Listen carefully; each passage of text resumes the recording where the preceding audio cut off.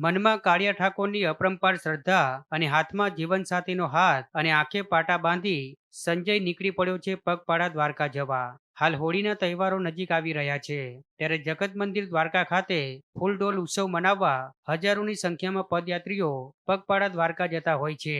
ત્યારે દર વર્ષની જેમ આ વર્ષે પણ હજારોની સંખ્યામાં પદયાત્રીઓ પગપાળા ફૂલડોલ ઉત્સવ મનાવવા નીકળી ગયા છે.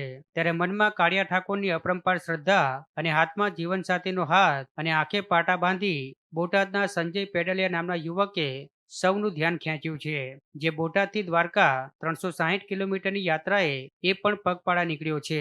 આંખે પાટા અને હાથમાં જીવનસાથીનો હાથ પકડી સંજયે અડધાથી વધુ સફર કાપી પણ લીધી છે. ખરાબ પરિસ્થિતિમાં સંજયે આંખે પાટા બાંધી અને પદયાત્રા કરી દ્વારકા જવાની માનતા માની હતી. ત્યારે જગતના તારણહારે તેનું સાંભળી લેતા આખરે તે તેની અપાર શ્રદ્ધાને લઈ અને આંખે પાટા બાંધી દ્વારકાધીશના દ્વારે માનતા પૂરી કરવા નીકળ્યો છે. મારું નામ પડલિયા સંજય રમેશભાઈ છે. હું બોટાદથી દ્વારકા ચાલીને જઈ રહ્યો છું.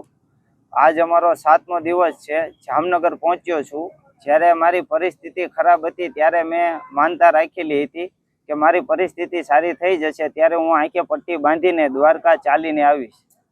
દ્વારકા બોટાદથી 360 કિલોમીટર જેવું થાય છે અને અત્યારે જામનગરથી 130 જેવું બાકી છે. 4 થી 5 દિવસમાં અમારે પહોંચવાની ગણતરી છે. પછી જેવો દ્વારકાધીશનો હુકમ.